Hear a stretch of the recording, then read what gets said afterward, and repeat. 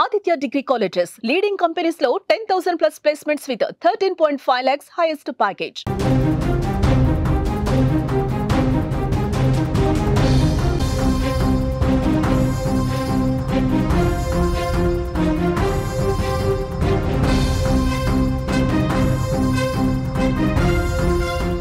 మరో breaking news చూస్తున్నాం. Vaishnavi murder కేసుపై లోకేష్ తల్లి స్పందించింది. నా కొడుకు వైష్ణవిని ప్రేమించింది నిజమే. అదే విషయంపై లోకేష్ ను చాలా సార్లు మేము మందలించామని కూడా లోకేష్ తల్లి దస్తదీరమ్మ చెప్తోంది. వైష్ణవిని గండికోటకు తీసుకెళ్లింది కూడా నిజమే, కానీ ఆమెను అక్కడ ఒంటరిగా వదిలేసి రావటం నా కొడుకు లోకేష్ తప్పే.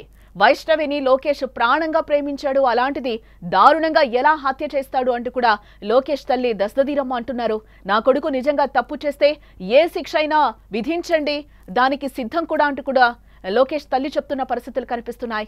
గండికోటలో వైష్ణవి మర్డర్ కేసుపై నిందితుడిగా ఆరోపణలు ఎదుర్కొంటున్న లోకేష్ తల్లి స్పందించడం జరిగింది. వైష్ణవిని తన కొడుకు లోకేష్ ప్రేమించిన మాట నిజమేనని, అదే విషయంపై అనేక సార్లు మందలించామని కూడా తల్లి చెప్తున్నారు. వైష్ణవిని లోకేష్ ప్రాణం కన్నా ఎక్కువగా ప్రేమించాడని, అలాంటి వ్యక్తి ప్రేమించిన అమ్మాయిని ఎలా చంపుతాడని కూడా లోకేష్ తల్లి ప్రశ్నిస్తున్నారు. వైష్ణవిని గండికోటకు తీసుకెళ్లింది నిజమే, కానీ ఆమెను అక్కడ ఒంటరిగా వదిలేసి రావడం లోకేష్ తప్పేనంటూ కూడా తల్లి కూడా ఆవేదన వ్యక్తం చేస్తోంది. ఒకవేళ ఆరోపణలు వస్తున్నట్లు లోకేష్ ఇంతటి దారుణానికి పాల్పడితే ఎలాంటి శిక్ష వేసినా తనకు అంగీకారమే అంటూ కూడా లోకేష్ తల్లి దస్తదీరమ్మ చెప్తున్నారు. అసలు ఏమన్నారో ఆ మాటలను ఒకసారి వినే ప్రయత్నం చేద్దాం. వాళ్ళు కొట్టుకుంటారు, మాకు చెప్పలేదు. మీ పిల్లోడు ఇట్లా పటాకులు పెట్టినారని చెప్పినారు, కానీ మీ పిల్లోడు మా పిల్లని ప్రేమిస్తున్నారని చెప్పలే. ఆ బుట్లో మళ్ళా పక్కన వాళ్ళు చెప్పినారు, ఆ పిల్లని ప్రేమిస్తారంటే వాడు ఇష్టంగా వాళ్ళ ఇంటికాడ పటాకులు పెట్టినాడు అని చెప్పినారు. తర్వాత మీరేం చేసినారు?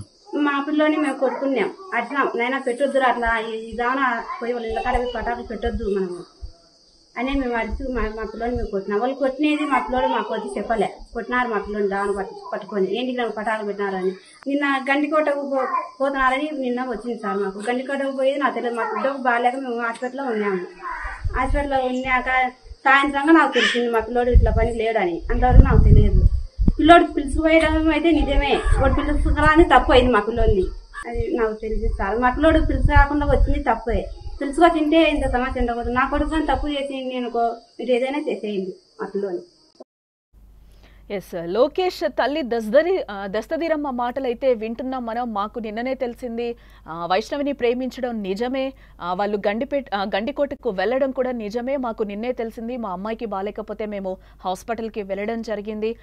తీసుకెళ్లడం నిజమే, కానీ అక్కడ వదిలేసి రావడం తప్పు. నిజంగా నా కొడుకు ఏదైనా తప్పు చేస్తే కనుక నిజంగా శిక్షించండి, దానికి మేమంతా కూడా రెడీగా ఉన్నామని కూడా చెప్తున్నారు. లేని పక్షంలో తన కొడుకుని వదిలేయాలి అంటూ కూడా ఆమె వేడుకుంటున్న పరిస్థితులే కనిపిస్తున్నాయి.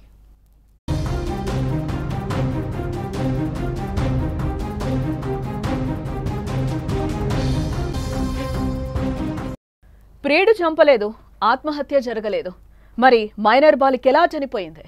పరువు హత్య ఏమైనా జరుగుంటుందా? అసలు ఏం జరిగింది? కడప జిల్లాలో ఇంటర్ విద్యార్థి వైష్ణవి హత్య ఇప్పుడు మిస్టరీగా మారింది. బాలికను ప్రియుడు లోకేష్ హత్య చేశాడని మృతురాలి కుటుంబ సభ్యులు ఓ పక్క నుంచి ఆరోపిస్తూ ఉండగా, అసలు మైనర్ బాలిక హత్య కేసులో ప్రియుడు లోకేష్ ప్రమేయం లేదని పోలీసులు పేర్కొనడం ఇప్పుడు సంచలనంగా మారిందని చెప్పుకోవచ్చు. అంతేకాకుండా ఆమెపై లైంగిక దాడి కూడా జరగలేదని వెల్లడిస్తున్నారు పోలీసులు.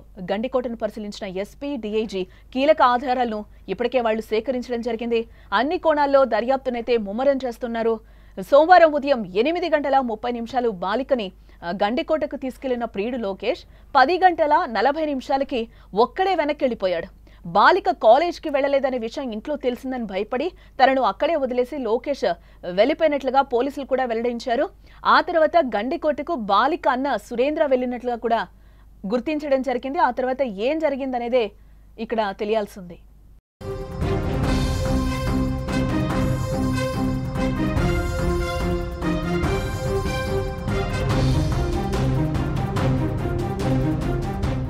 బుధవారం స్పాట్ కి ఎస్పీతో పాటు వెళ్లిన డీఐజీ ప్రవీణ్ పలు కీలక ఆధారాలను సేకరించి దర్యాప్తు అయితే ముమ్మరం చేశామని కూడా అంటున్నారు. అయితే బాలికపై ఎలాంటి లైంగిక దాడి జరగలేదని కూడా అంటున్నారు.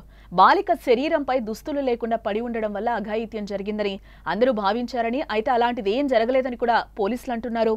నిందితుల వివరాలు త్వరలోనే వెల్లడిస్తామని కూడా డీఐజీ ప్రవీణ్ చెప్తున్నారు. హత్య ఎలా జరిగిందన్న విషయాన్ని వీలైనంత త్వరగా ఛేదిస్తామని స్పెషల్ టీంతో పాటు డాగ్ స్క్వాడ్ ను కూడా రంగంలోకి దింపినట్లుగా పోలీసులు చెప్తున్నారు. అంతేకాదు వైష్ణవి హత్య కేసులో కుటుంబ సభ్యులను సైతం విచారించనున్నట్లుగా పోలీసులు చెప్తున్నారు. ఎన్నో ట్విస్టులతో హత్య లేదా పరువు హత్య, ఇంకా ఏమైనా మిస్టరీగానే గండికోట బాలిక హత్య కేసు అయితే ఇంకా కొనసాగుతోంది. బాలికను చంపింది ఎవరనే దానిపై దర్యాప్తు కొనసాగుతున్నట్లుగా పోలీసులు కూడా చెప్తున్నారు. ఈ ఘటనకు సంబంధించి గండికోటలో సీసీ ఫుటేజ్ను కూడా పోలీసులు పరిశీలిస్తున్నట్లుగా మనకైతే సమాచారం అందుతోంది.